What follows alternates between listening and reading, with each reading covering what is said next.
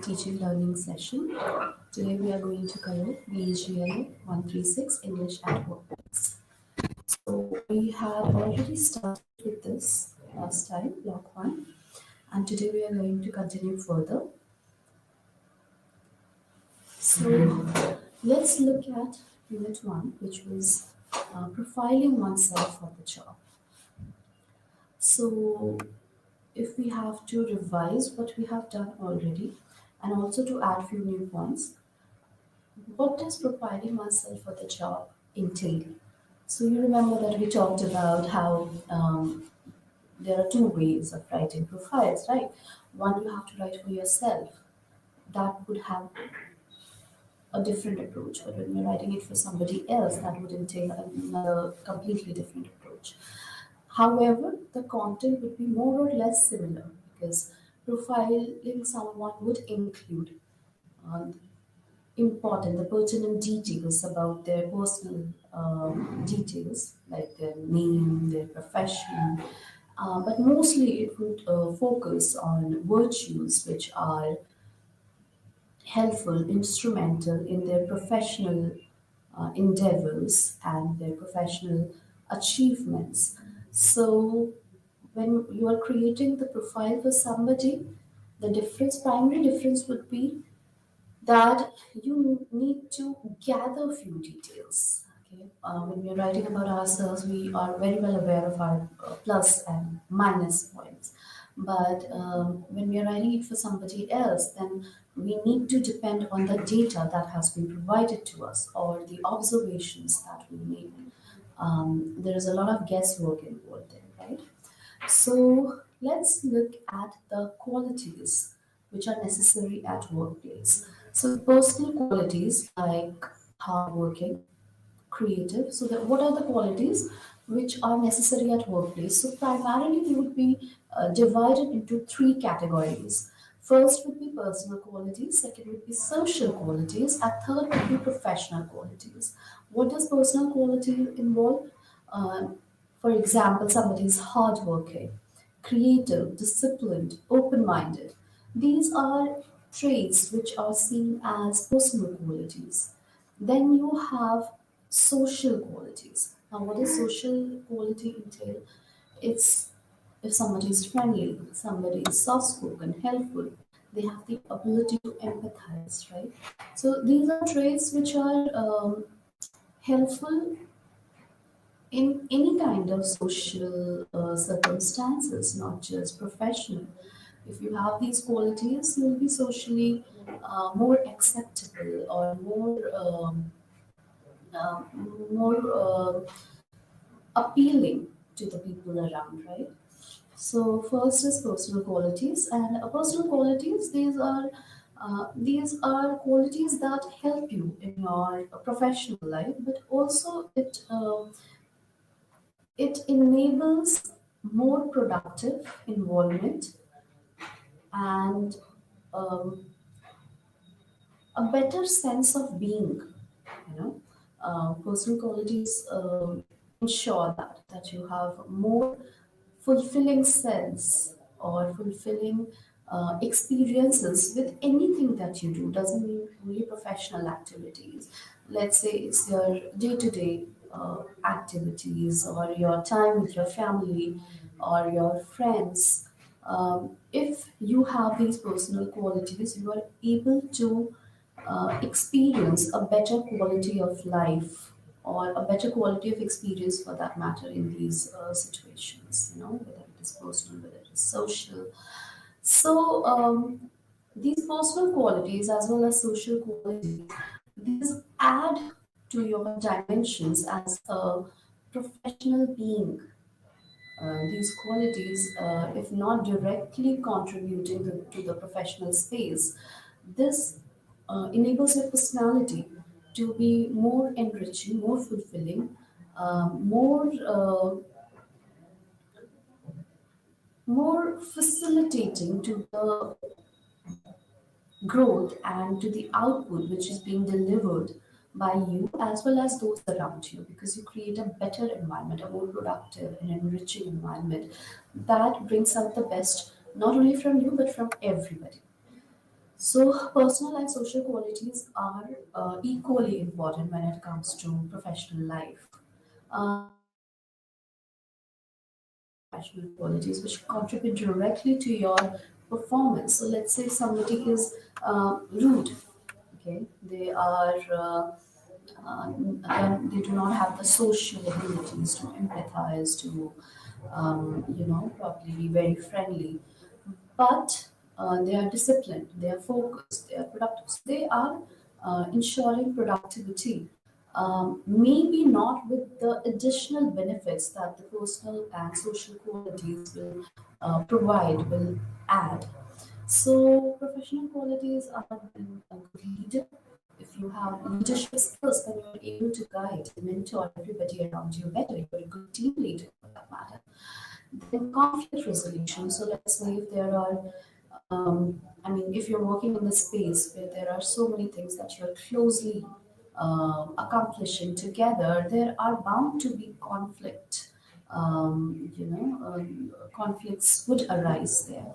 So conflict resolution, if you have the ability, and one could have the ability to resolve conflicts without, please see, they don't really need to be very empathetic or very friendly, and yet they might be very crafty at conflict resolution.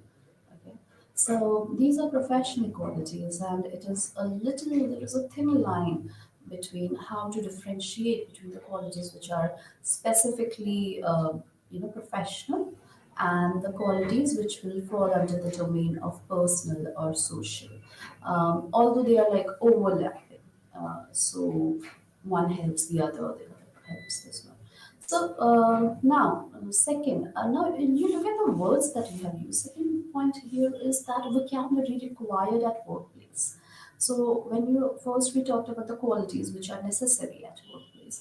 Second, how you prepare yourself to for a new job or for a new workplace. How do you ensure a smooth experience for yourself? So first of all, you include these, incorporate these traits in your personality, these personal qualities, social qualities, and professional qualities. Sometimes they can also be developed. It's not necessary that one has to be born with it.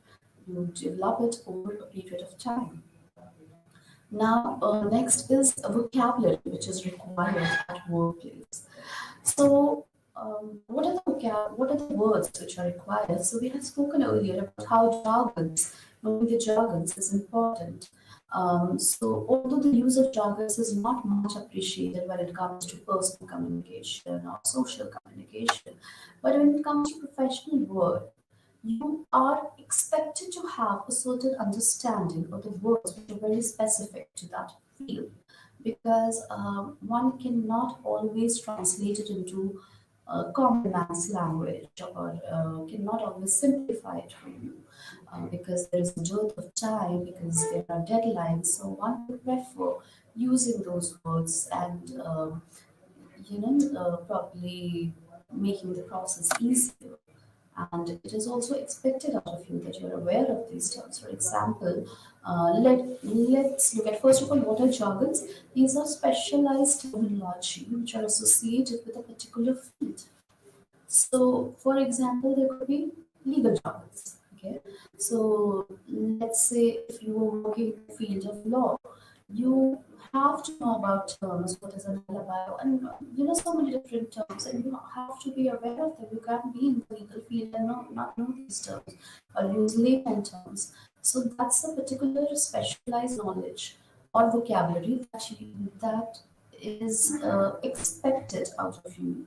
The knowledge is um, inevitable. It is expected that you need to develop understanding and expertise in those jargons. Okay? So jargons are not necessarily do not have negative connotations all the time. Similarly, if it comes to medical jargons, for example, these are very common terms. Usually, the patients also know them. For example, when you have that RX written on the prescription, the chemist knows what it means, or BD, OD. So now these are terms which even patients come across. There are so many other terms that people use, the doctors or the medical practitioners, they use in their own domain in order to communicate with each other. I mean, what they write on the prescription is essentially a communication between the doctors to the patients or by the medical practitioner to the patients. That involves chemists, they understand and they are able to give you the medicines even if you do not understand the terms and they can explain it to you. So you see, it is a certain communication that is taking place between uh, the doctor and the chemist through that prescription, by a prescription. And you may or may not understand it, and it is not even necessarily required out of you to understand it. If you do, it is good because that will help you take the medicine timely, otherwise, the chemist will just explain it to you. So these are jargons. I mean, if the patient doesn't know, that's still all right. But the chemist has to know what that means. Um, the doctor has to know what that means, right? So sometimes the knowledge of jargons is important. If the chemist doesn't know what those terms mean, then he will not be able to administer the medicines properly, right? So next is how to behave at new office or workplace. So you need to introduce yourself. How do you behave at new office or workplace? You need to introduce yourself. So the two points that we have covered until now are qualities which are necessary at a workplace, that involves personal qualities, social qualities, and professional qualities. Okay. Secondly, we talked about vocabulary and jargons, right? And why it is important for the people from a particular field, working in a particular field, to be aware of the jargons or the terms which are specifically related to their field, right? Now, third is how do you behave at a new office or workplace? First point was about the qualities. Now, how do you behave? So you are new at this place, and of course, you do not know the people so well, and they are all very familiar with each other. So you are like this new addition. So if you are skeptical about how you are going to be received, and if your reception is not very warm, sometimes, people who are already there ensure that the person who joins feels welcome. But sometimes it might happen that the people who are already there might not be that psychologically or socially sophisticated to ensure that the new member feels very welcome, or they might be too busy for that. So, in such scenario, it becomes your own responsibility to take that lead and make the place of the ambulance comfortable to you, make your rapport with the other colleagues friendly, and you need to take that step. You need to initiate it if it is not being initiated by the people who are already working there. So, what are the qualities that you need to have, or what are the things that you need to do? How do you make it comfortable for you? You go and you introduce yourself. Take that lead. Go talk to people. Introduce yourself. Ask very well-timed questions. So, what are the questions that you can ask? And you get to know your team better, right? Try to remember names. Don't interrupt others. Get organized. Set good habits. So, how do you behave at your new office or workplace? You introduce yourself. You ask well-timed questions. So, how do you introduce yourself? That's, I mean, it's easy to say that you will go and take a lead, go and introduce yourself. But how do you exactly do that? That's the challenge.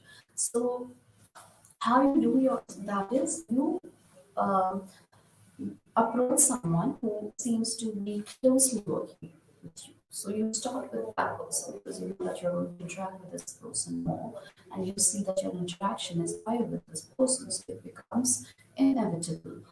You have to be on good terms with this person, on friendly terms, on a very amicable terms, where you can make them learn few things and you can learn things from them.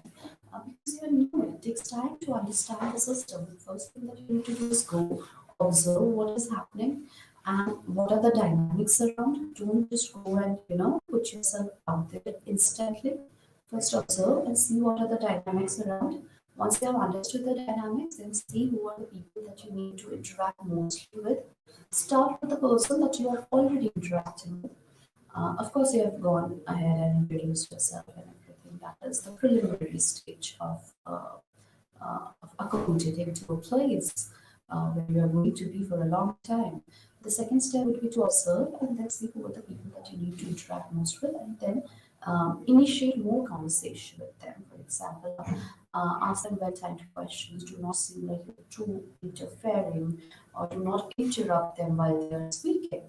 Um, Other than that, do not come across as loud person, somebody who's trying to put themselves out there too much.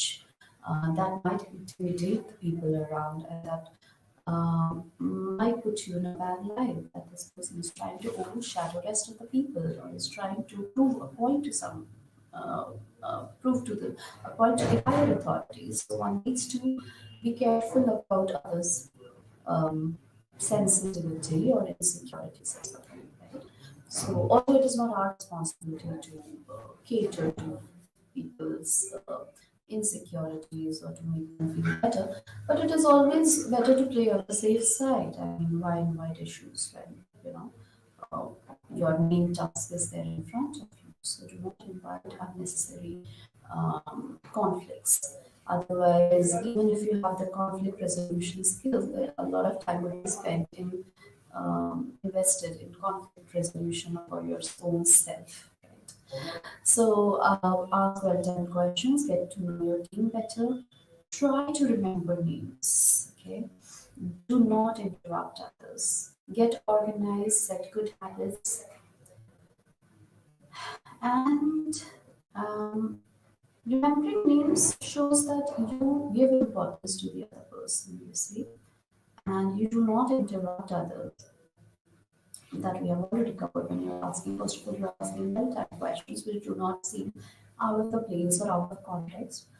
Then you get organized and set good habits. Okay?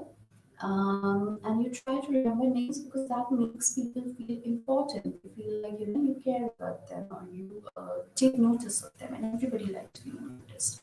Everybody likes being acknowledged. So you take their names. Okay? And don't interrupt others. Get organized, set good habits. But what do you mean by good habits? What are we talking about when we say habits? It doesn't include you getting up and brushing your teeth, or you yoga. Of course, those things are important as well. But when we talk about good habits at workplace, what are the things that you can think of? So give it a thought and make a list. Think of all the good things that you can think of. Okay. Now, let's see the good habits that we think that can be important at workplace. First of all, being disciplined, the qualities that we discussed there, professional qualities like leadership, conflict resolution, dedication, ability to meet deadlines, right? So these are the habits that people take note of. Let's say if you're talking to a colleague and you have given them a deadline, or you have promised that you'll be delivering this data, this whatever task has been given to you, you'll be delivering it at a certain time. Then do it at that time. Do not change that time. Okay? So that's there, and then self profile. So your name, age, date of birth, educational background. So if you're creating your self profile, that becomes important. You need to know what are the things that you're going to involve in your self profile, and what are the things that you're going to involve or include when you're talking about somebody, when you're profiling somebody else, right? So let's say if you're talking about yourself, first start with your name, your age, your date of birth, educational background, aspirations. What are the things that you want to do in the future? What are your achievements? Okay? What are the qualities that you have? Of course, the positive ones. You don't start dishing out your negative traits instantly. And what are the hobbies that you have, right? So these are the things which go in self-profiling. And okay, so first of all, one task for you is to prepare a list of the good habits or the practices that you can incorporate in your personality. First task for you is to write down the qualities, from the personal qualities, social qualities, or professional qualities that you lack right now, and that will enrich you as a person when you join a workplace. So first, you need to talk about that. And second thing would be, um, what is your field, and what kind of vocabulary do you need to work on to have a better hold on the conversations or to the understanding and knowledge base. Third task is that you're going to write the good habits which are required at workplace. Okay, so what are the good habits that you can think of and you can incorporate in your personality? Now, last would be you need to create your self profile. Okay, so that's the takeaway from whatever we have covered until now. These are the four things that you need to do in your notebook. Okay. Now, searching for a job. So, what do you understand by career? A career is a course of successive activities, how is career being taken today? Career refers primarily to bread earning activity. Okay, so anything that you do, any professional activity that you take up, which helps you earn your livelihood, that is seen as career, right? So that's the modern usage of the term, contradictory to how it was used earlier. So you see, it has been estimated that one third of the vacancies for graduates are not advertised publicly. So when it comes to searching for a job, you need to understand that job market is very competitive, and particularly few fields they're very competitive. So if they start publishing the job advertisements, it might cause them a lot of troubles. People sometimes, some companies or some markets which are very competitive, they prefer not to advertise their jobs, and they prefer the candidates to take that initiative, find out when there is a vacancy and apply there. So why they do that? One, it is cost effective. Second thing is it helps them um, get those candidates who are very self-motivated and who really, really know the job and that particular job. And that's why they're very, they're putting in a lot of efforts to keep an eye, keep track the vacancies of that particular company and that particular designation. So it automatically does the filtering work for them, right? So, so it has been estimated that one third of the vacancies for graduates are not advertised publicly, particularly in a competitive job market. And most employers actually expect applicants to take the initiative as it can be cost effective as well as a better pool of self motivated candidates. So they do not have to filter out so many people with a huge mass applying.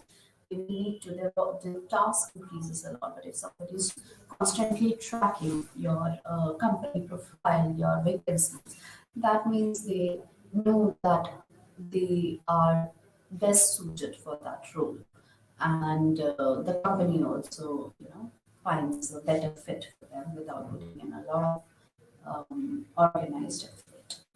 So a small number of well-targeted applicants are most likely to produce results than mass mailing.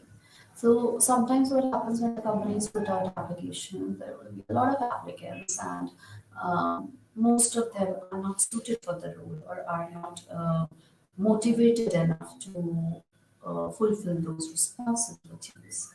And also, there's a lot of work for applicants if they just post out resume everywhere. So it's a wasted of posters, stamps. So now we look at goal one. What are the goals? So when you go for searching job, so this is like understanding the market, what you should be doing, how should you apply. Now, what are the goals that you should have and how you should proceed with this? First goal is have some idea about the world of jobs. Have some idea about the world of jobs.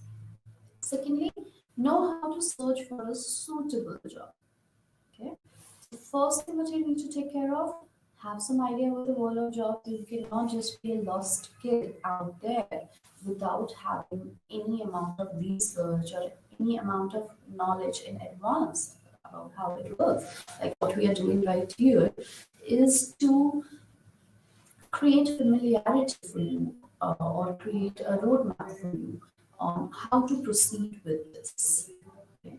So let's say if we do not have this class, it would be a totally, and if you're not communicating with your peers, if you're not having a systematic training that you do not get, so these classes become important, these sessions become important for you to understand how to approach these little details while you are while you are in that stage to apply. You have created credentials for yourself, academic credential, personal targets, professional targets. But how do you go about it? The challenge is to start. Okay?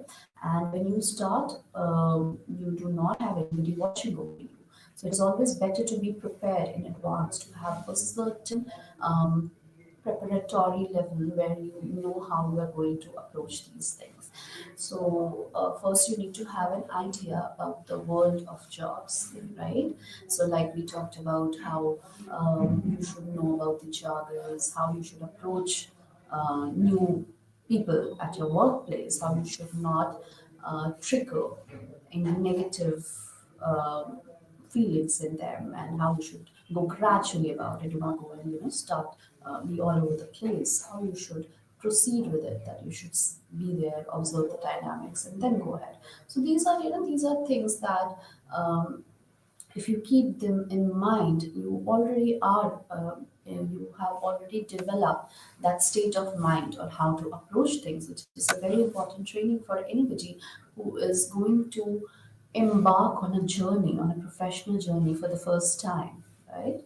And do not have any existing experience, because experience is the best teacher. But if you have not been out there yet, then these guidelines you need to keep them in mind, and you have to start preparing yourself already, so that by the time you enter that stage, it's not so challenging for you, it's not so overwhelming for you.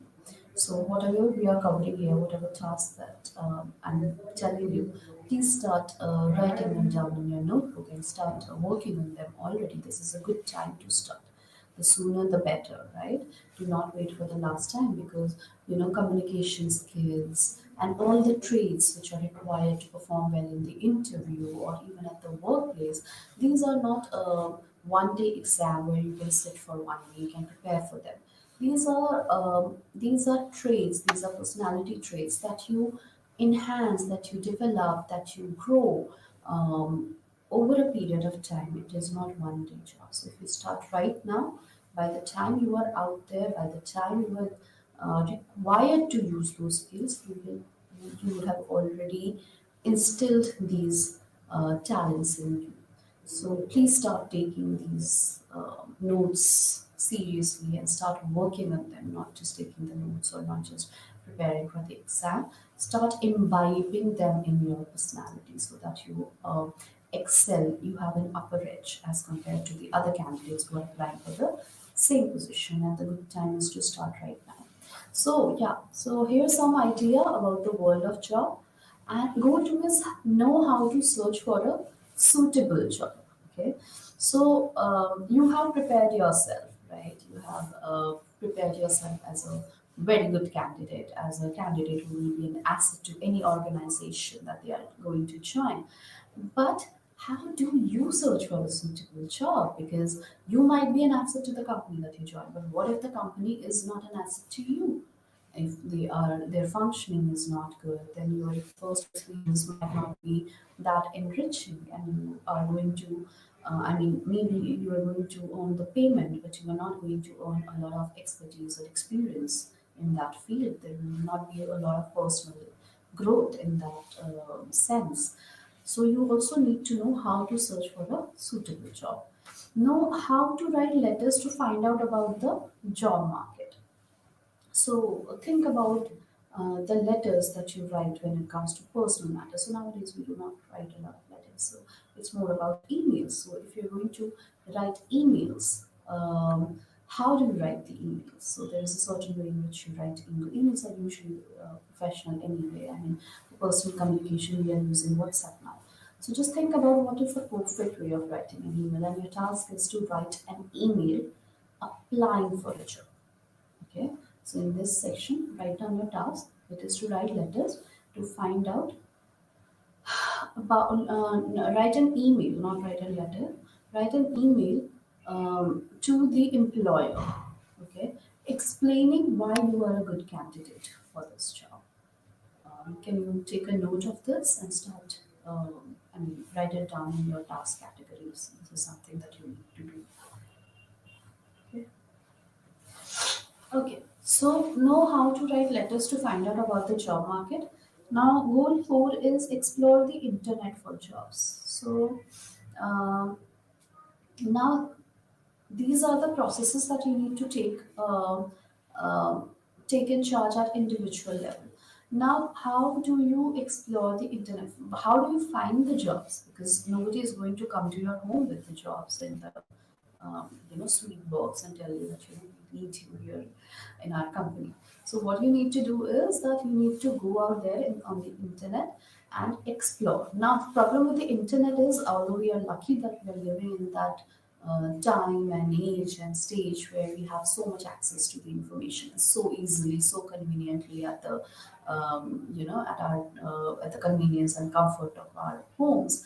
But at the same time, it's very difficult because again there is a plethora of knowledge around and information around, and there is such an information room, and you might just get overwhelmed with so many. So there has to be an organized technique that you adapt here. For example, if you are in a room and it's highly messy, so if you keep on looking at all the towers, the hundreds of books and the 10,000 clothes and the 5,000 eatables lying in your room, you would probably get overwhelmed with all that and you will not know where to start. Okay, so what you need to do is you need to have a strategy that, okay, first I'm going to start with this corner. In this box, I'm going to keep the clothes. In this box, I'm going to keep the books. In this box, I'm going to keep the eatables. In the other box, I'm going to keep the documents or the papers, right? So, what happens when you organize things, then it's less overwhelming, and also it allows better segregation and um, better attainment, a better observation of what you have available. It's more of like if you remember in a few of the previous classes and other papers, I've talked about how to create a mind map. So what happens with a mind map? A mind map allows you to organize the information and in pictorial form. So it is always better for human mind to capture that. So similarly, with the room example, what I was trying to tell you is that if something is very, very overwhelming for you, you start by segregating, organizing, and from one step to next. Okay, so now talking about how to do that for the jobs. First, you need to like take your laptop or a notebook or whatever you are comfortable with, and create sections in them. Probably I'm just giving an example. It is entirely on you how you go ahead with it. So let's say if you create a category saying um, these are the most important jobs. Okay, so first category, and second category is okay, interesting opportunities. First is most interesting, most lucrative opportunities. Second is interesting opportunities. Third is backup plans. Just an example, you can have your own way of doing this. Then you look at the jobs, and you know you have few certain criteria that you need to write down for yourself. That what are the top 4 5 things that are important for you? Is it the pay package? Is it the distance from your home, as in the locality, and is it what the work hours, right? So all these categories, all these things, which are four, five things which are priorities for you, according to that, you create these categories which are the best fit for you, which are medium fit for you, and which are probably more like backup plans, right? So that's how you go about it. Okay, so maybe you can start doing this already. Start looking at the advertisements, because if just when you need the job, if you open the newspaper or you go on the internet, you might not know how to find your way, navigate your way out of it. So it's better that you start doing it already, even if you're not going to apply. Start at least start exploring how the market is right now for the jobs or that you're seeking, or for someone who is of your qualification level. What is the scenario in the market right now? And just get an idea, get a hold over the market, and that will happen only if you explore and only if you delve into that field or that space. So that's there. This is another task, fifth task for you. You do not need to do it all today, but do it over a period of time, probably this month. All right. Now, fifth goal is to understand vocabulary which are associated with jobs. So now, when you start exploring the job space, whether on the internet or in the newspaper, you will come to know that there are certain vocabulary. There is certain vocabulary which is associated with these jobs, and you will become familiar with the pattern. Okay. So these are the important things. I believe five tasks for today. Let's move to the next section. Now, if you're searching for a job, there is a solution or strategy that you need to. So right now we were talking about how to create your familiarity, how to explore the job market. Now we are going to look at the strategy, systematic strategy that you need to take up. So if you're going to see, there is one way that you just wait for somebody to tell you that this job is available, and because they are applying, so you also go and apply. There's another way that you're expecting that there will be someone coming and telling you that there is this vacancy, and then you'll apply. But if you're going to adapt a a very creative approach, a very enthusiastic approach, a very proactive approach, then there are certain things that you need to undertake, certain strategy that you need to undertake. So most important thing, and that I have already hinted in the previous section, is research. Okay? So you need to go ahead and put in a lot of research to understand what is the best fit for you, right? And I've already told you the process how to do that, and that was just an example. You can innovate your own way to do it. So first is look beyond the recruitment sections of the local and national press to general news or business sections. So what the people do generally, they look at the recruitment sections of the local and national press. So, you have the newspaper, and then you have the section which has the vacancies. So most people will just go there. What you can do and how you can create a difference here is that you go to the general news and business section. Okay. Now that you are at a stage where you're going to apply for jobs, it is not sufficient to just be aware of the vacancies which are coming out. You also need to be aware of the market trends. So if you remember in the previous session, we had spoken about market trends, right? So you need to be aware of the market trends, and how will that happen? You are not always going to get a graph prepared or somebody coming and giving you a lecture on what are the market trends going on. But it's a day-to-day, update that you need to receive. And for that, what you need to do is you need to be aware of the general news of the business section. You need to see where is the market going, what is happening. So that will help you immensely in not feeling lost. That will give you a grasp on how the economy is working, what are the dynamics in the economic space. Okay, so That's very important. Second thing is research thoroughly. So, what is the focus? Now, this was having a general understanding and knowledge and expertise, right? Now, important thing is what is the focus of individual companies? So, this is you knowing about what is happening in the market. But what about the individual companies? What are they looking for? I mean, if you're going to apply for a company, you need to look at what they are expecting out of you, right? And they would, if they are going to pay a lot of money to their, to their employees or the person that they are hiring, if they are investing in that person, then there is a certain level of output or a certain level of skills that they are expecting. Okay, they're not just going to hire you because you have applied. They're going to filter out, choose the best candidate because they are going to invest their money and time in that particular candidate, right? So, what is the focus of the individual company that you are applying for? That is very important. Then, third is you need to build up a network of contacts, and we all know the importance of networking.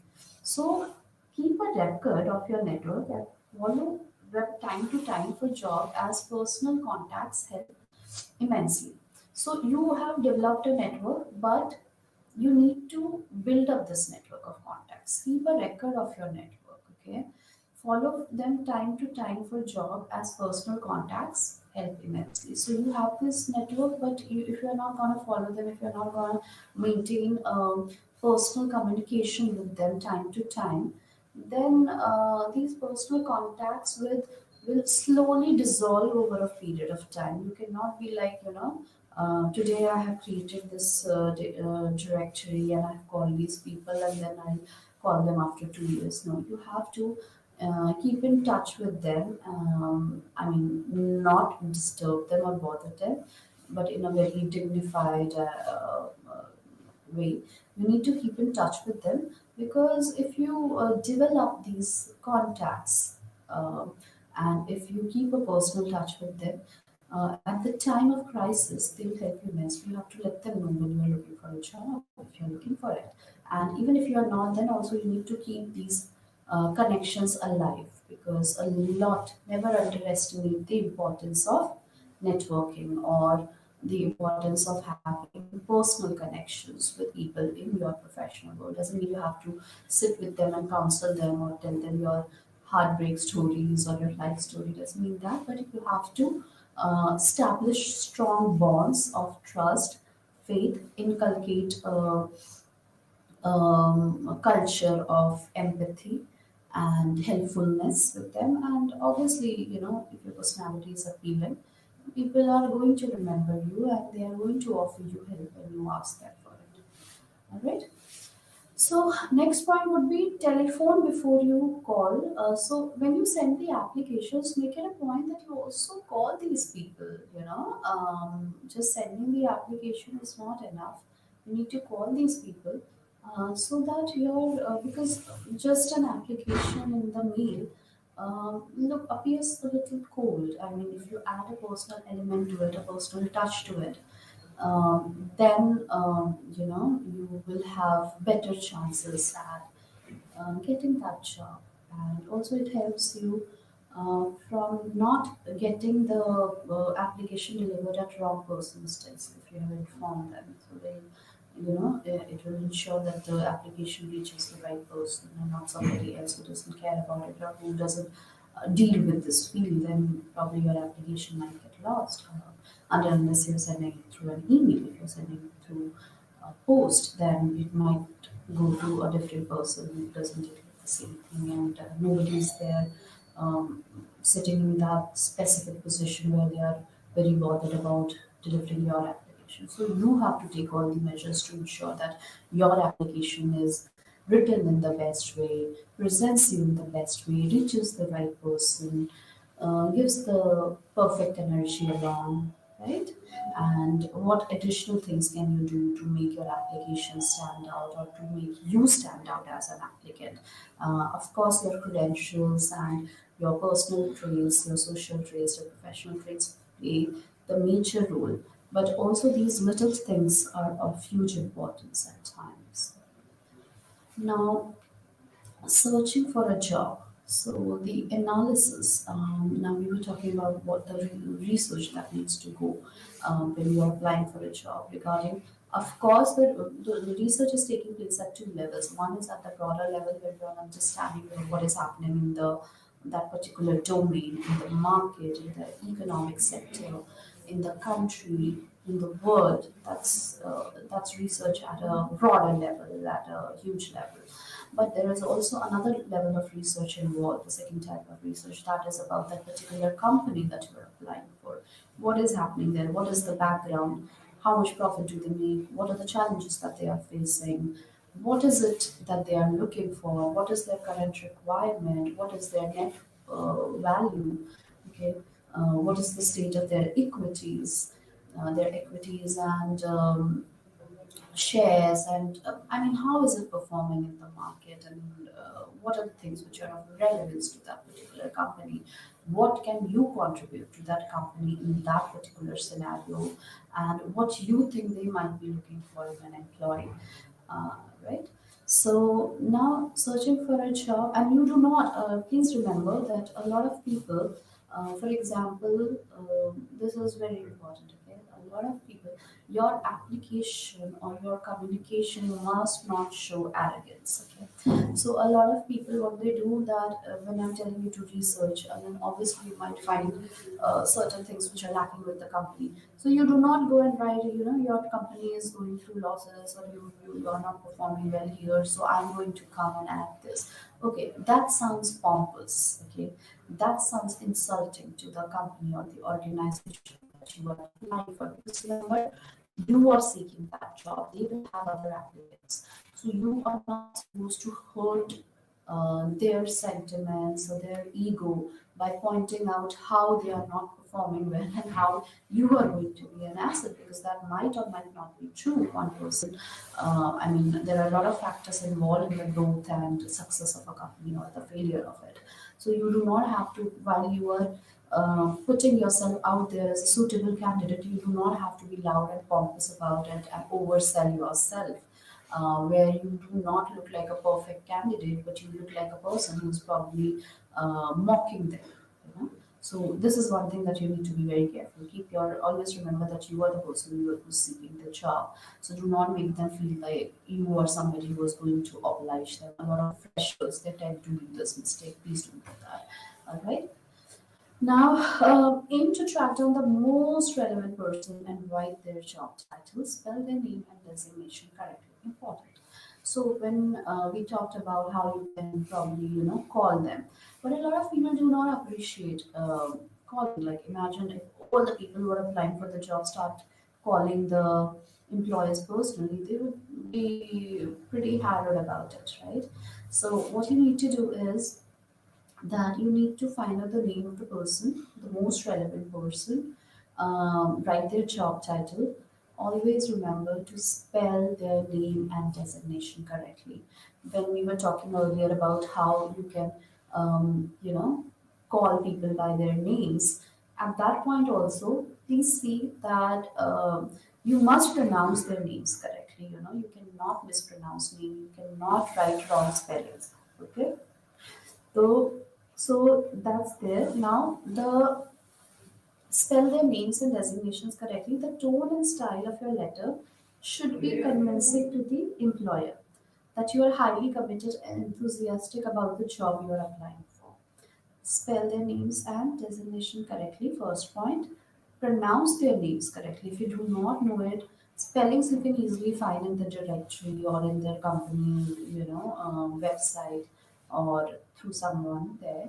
But when it comes to pronouncing the names, people, I mean, in India at least, we have so many places and so many languages, so many different regions with different dialects. So all the pronunciations are pretty different. So you need to know, I mean, with people coming from different cultural backgrounds, you cannot go ahead and pronounce the names the way you want it, okay? So you need to learn how to pronounce. Ask them if going to be, let's say, I mean, obviously you can't do that. When you're applying for a job, you won't call the person and say that, hey, I'm applying for this job. So can you please tell me how you pronounce your name? That's not possible. That is a scenario when you are interacting with them. So let's say if you are addressing somebody with their name and you're not sure of the pronunciation, then you ask them, am I pronouncing your name correctly? I'm sorry if I'm pronouncing it right. So, it wrong. So if they tell you no, it's not like this, I'm so sorry, I just corrected, and then you give it an attempt and you pronounce it correctly. Okay? But that happens when you're in direct communication with the person. When you're writing a letter or an email, then your spellings matter. So thinking that English is not important, English communication or knowledge of English, whether it is in written form or spoken form, that is a very wrong assumption. You really need to work on your language skills. Let's say if you're applying in Hindi, then even in Hindi you need to, or any language for that matter, you need to have a proper command over that language, no matter which language it is. And since we are applying mostly in English, so it is important that you have a good command over English, since it is the language which is being used maximum in official cases, in official sector. Then you need to have a good command over it. You cannot just do away with it. Your language, your communication plays a huge role. When you write, that is the first impression that you make. How you are writing your email, how you are writing your letter, it is very important. Do not underestimate that by thinking that it's just another language. No matter, definitely it's just another language, but any language that you are going to use for your communication, how fluent or how proficient you are with it makes a very good first impression. All right. So, yeah, so that is there. You need to spell correctly. And next point, sixth point is the tone and style of your letter should be convincing to the employer that you are highly committed and enthusiastic about the job you are applying for. So you cannot, like what I said earlier, your tone and style shouldn't be like you are obliging the employer by working for them.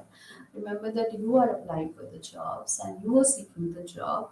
So your tone and style has to be in sync with that.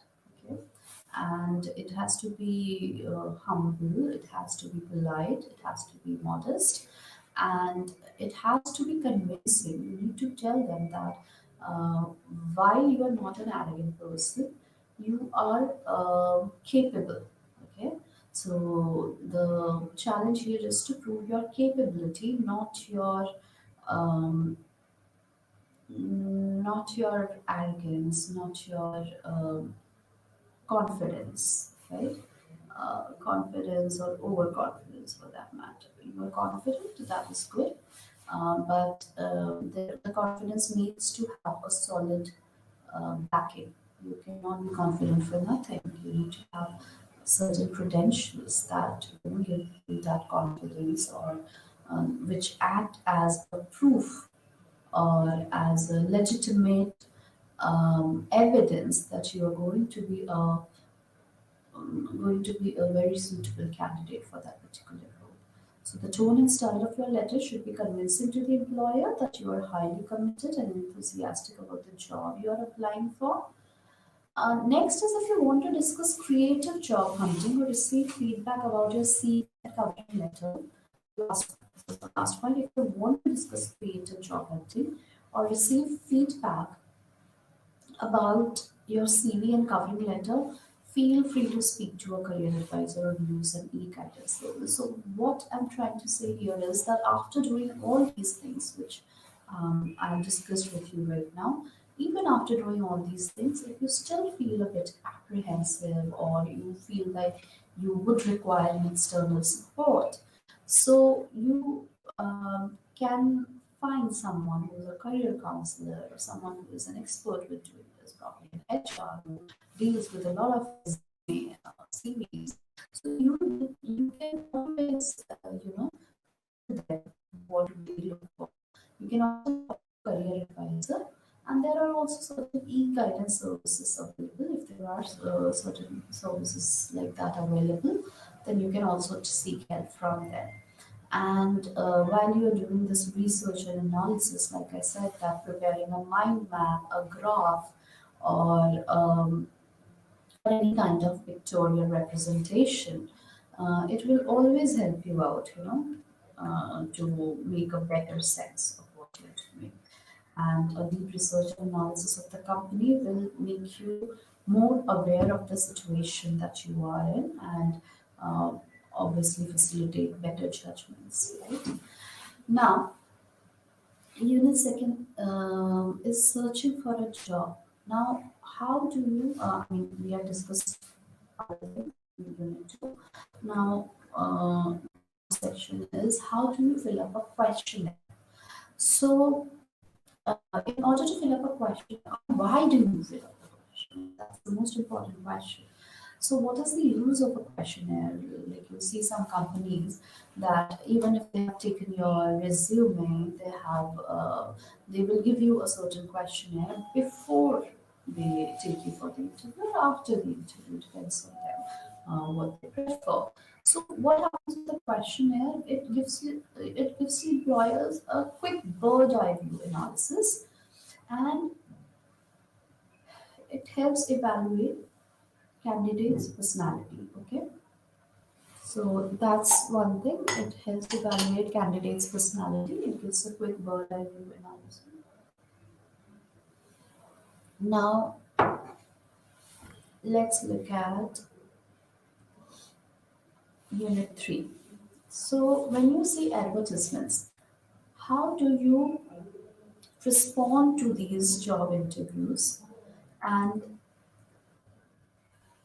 the advertisements that you get? How do you respond to these advertisements? So we have spoken about where can we find the advertisements, how can we segregate, how can we filter these advertisements, how do we um, categorize these advertisements. We have spoken about all that, and how do we choose the best options out of these advertisements for us. But an important thing is how do you respond to it. So in order to respond, you need to pay attention at certain basic questions. First of all, who put in the advertisement? Who, what is the person organization looking for? I mean, which organization or person has put in the advertisement? What are his credentials? Like I said, that if you need to be asset to a company, the company also needs to be an asset to you. It should add to your personal and professional growth. So you need to see there are questions that you need to ask. You cannot be totally at the receiving end or at the mercy of the organization. You need to see that it is a mutual transaction that is taking place. You are contributing to the company, and the company is contributing to you through financial and other means. So you are also contributing to them financially by offering them your services. So a very important thing is who put in the advertisement. Okay, what is the person or the organization looking for? What skills are required? So now let's say when we were talking about the creating the analysis, graph, charts, mind maps. So that just simplifies the process. I mean, that's not the main thing that you need to uh, work on. I mean, after creating that organized set of information, the main task is to develop those qualities, or to stand as a suitable candidate and to be up to the mark to the expected standards of a certain organization. So look at who is with the advertisement. Are they reliable people? And what is the person or organization looking for? Okay, so that will automatically come out when you do all that research, which was we talked about two kind of research, which would be general and broader in nature, and second would be specifically focused on the individual company and what are the skills that they might be looking for. So that creates data at a glance when you have all these pictorial representations and everything. So there is normally a bit of information about the company in job ads that gives you an idea of what companies are looking for and what they expect, and in some cases, what are they willing to pay. Not always, but sometimes you'll get an idea, so you can see if it fits your expectation. So first step is to select advertising vehicle. Subscribe concerned newspapers or magazines. Make a list of internet sites for classified jobs. Step two is the scanning process. Scan the ads that experience and higher qualifications are needed. Alright. Step three is make a list of all relevant hiring companies and positions which are advertised. So you see, it's not that easy. You just don't open the newspaper and apply. Okay, so there is a certain process that you need to undertake so that you are in a position to apply in a better way, more organized, more coherent way to the jobs which are best fit for you. So that was all for today, and have a good day ahead. Thank you.